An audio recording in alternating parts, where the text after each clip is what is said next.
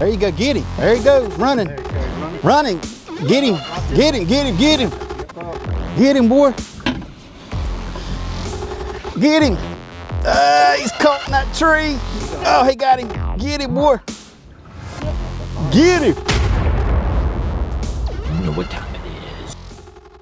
Today we are on the Fishing Creek Reservoir, just outside of Fort Long, South Carolina, exploring the history of Fishing Creek and how it ultimately has become a recreational gym for fishing, canoeing, and whitewater rafting, as well as a supplier of electricity and water for neighboring municipalities.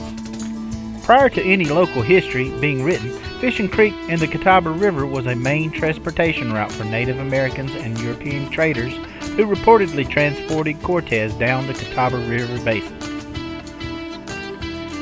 During the Revolutionary and Civil Wars, several battles and skirmishes were fought along the Catawba River crossings.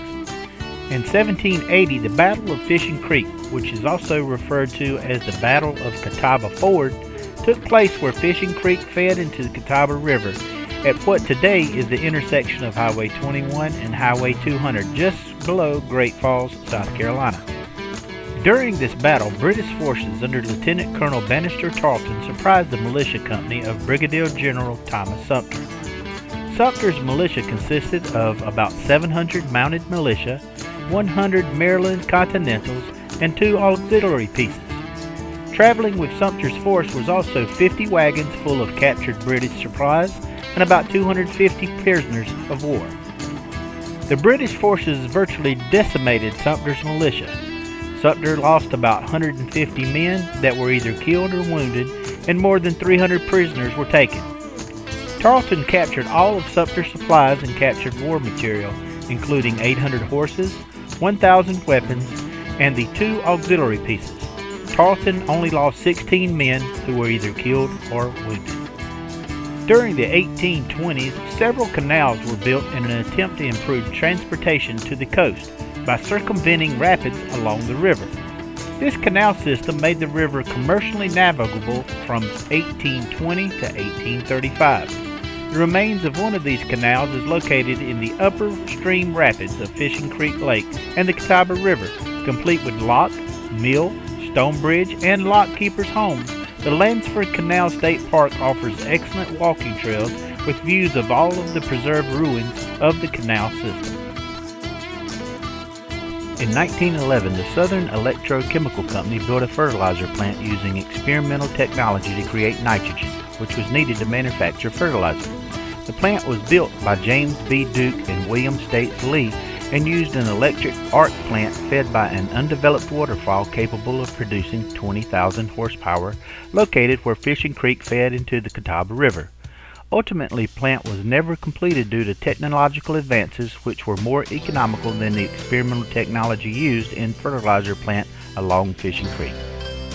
In 1916, the Southern Power Company built the Fishing Creek Hydroelectric Station Dam, known locally as Nitro Lee Dam, which ultimately created the Fishing Creek Reservoir. The lake was created as an artificial reservoir for regulating river flows. There are a little over 3,000 acres and over 85 miles of shoreline on the lake that provides water to Chester County as well as electricity to several nearby municipalities. The Fishing Creek Reservoir is one of 13 servicing generating plants for Duke Energy along the Catawba River. There are currently a total of 3 boat access facilities on the lake. In 1924, Springs Mills, a textile company, opened the Springs Recreational Park along the banks of the Fishing Creek Reservoir, primarily for the enjoyment of the mill workers and their families. The park featured a massive concrete swimming pool complete with a triple-decker diving platform and a concrete viewing stadium that would seat over 1,000 people. The park also featured a skating rink, a bowling alley, a miniature golf course, several amusement rides including bumper cars, a Ferris wheel, and a miniature train ride. There also was an amphitheater where musicians such as Dolly Parton and Patsy Cline held concerts at the park. The park started seeing declining attendance beginning during the mid-70s due to a state-of-the-art amusement park opening on the state line called Carowinds. As Carowinds' popularity grew, unfortunately fewer people visited the Springs Recreational Park. In September of 1989, the park was severely damaged by Hurricane Hugo and closed later that year. Today, part of the park is a public boat ramp with a fishing pier, large parking lot, and a restroom facility. The remainder of the Springs Recreational Park is a distant memory left abandoned to decay in the woods.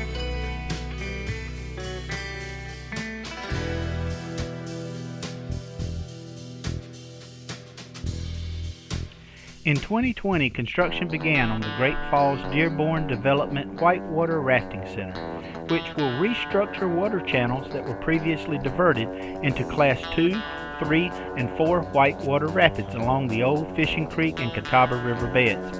One of the 3 launch sites has been built where the old Southern Electrochemical Company Fertilizer Plant once stood. The Whitewater Rafting Center should be complete by late 2022 or 2023.